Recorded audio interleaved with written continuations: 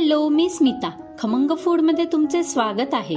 यापूर्वी तुम्ही गव्हाच्या पिठापासून, तांदळाच्या पिठापासून असे मस्त असे जाळीदार धिरडे बनवून खाल्ले असेल, परंतु आज आपण हे कुठलेही पीठ न वापरता मस्तपैकी ज्वारीच्या पिठाचे हे तिखट धिरडे बनवणार आहोत. यामध्ये आपण खाण्याचा सोडा, दही किंवा हे पीठ आपल्याला फर्मेंट करायची सुद्धा गरज लागणार नाही. कुठल्याही चटणीची आवश्यकता नाही. अगदी 5 मिनिटातच तुम्ही हे असे पौष्टिक धिरडे बनवून खाऊ शकता. तर हे पहा, काय मस्त असे धिरडे तयार झालेले आहेत. चला तर मग वेळ न घालवता लगेचच आपल्या रेसिपीला सुरुवात करूया. रेसिपी नेहमीप्रमाणे साधी, सिंपल, सोपी आहे, त्यामुळे तुम्हाला नक्कीच आवडणार आहे. तर त्यासाठी रेसिपीला एक लाईक जरूर करा. तर सगळ्यात अगोदर इथे मी ज्वारीचे पीठ घेतलेले आहे. आपल्याला हे पीठ कपाने मोजून 1.5 कप असे घ्यायचे आहे. मी इथे हे पीठ चाळून घेतलेले आहे.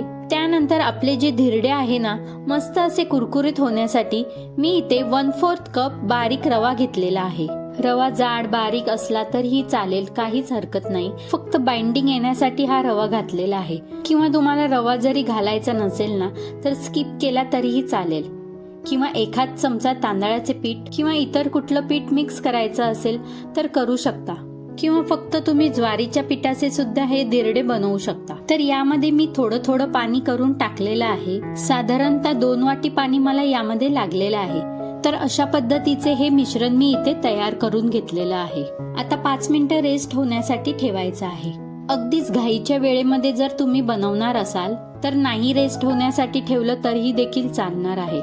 आता यामध्ये पाणी टाकायचं आहे, परंतु त्यापूर्वी काही भाज्या यामध्ये घालून घ्यायच्या आहेत. तर यामध्ये आता ज्या माझ्याकडे अवेलेबल भाज्या होत्या त्याच मी आता यात घालून घेणार आहे.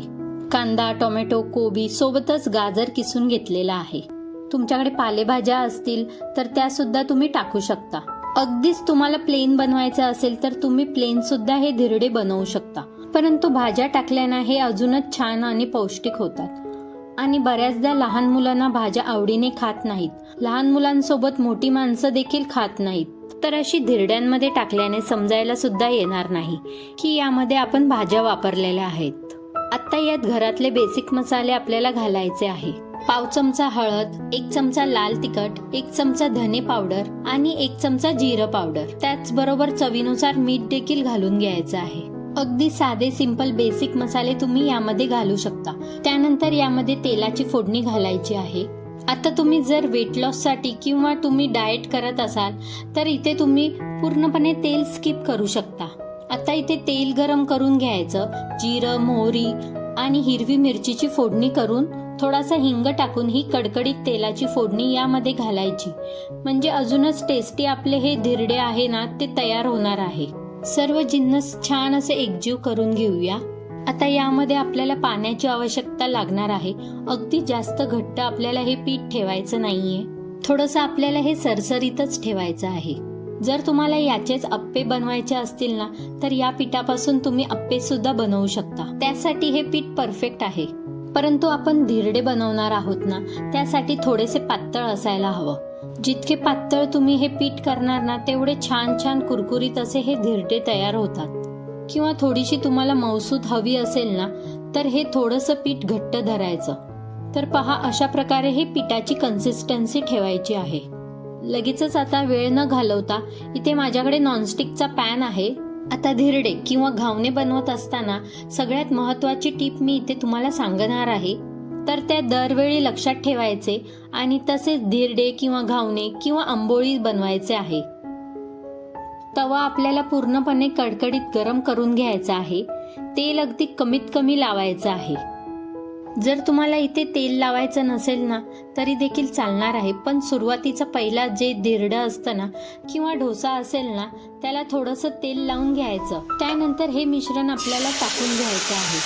जोपर्यंत आपण हे मिश्रण टाकत आहोत ना, तोपर्यंत गॅस मोठाच ठेवायचा आहे. एकदा की झाकण ठेवलं की त्यानंतर लगेचच गॅस पूर्णपणे कमी करायचा आहे.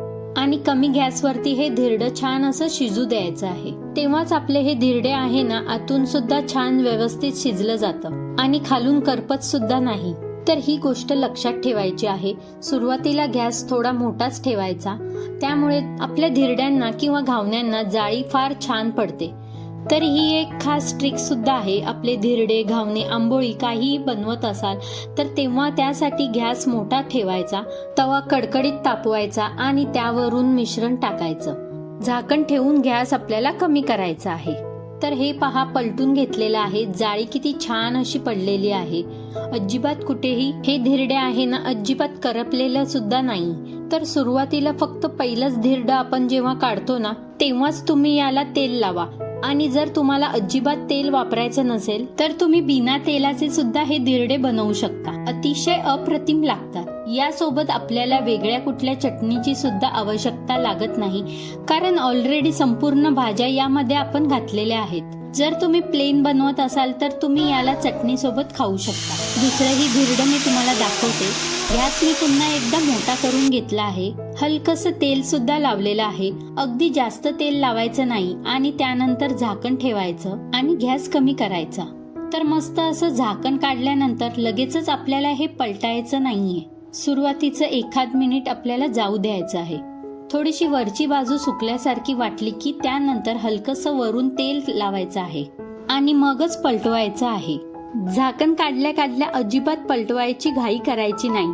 तेव्हा सुद्धा आपलं हे धिरडं किंवा जे काही घावणं आहे ते तुटायची शक्यता असते.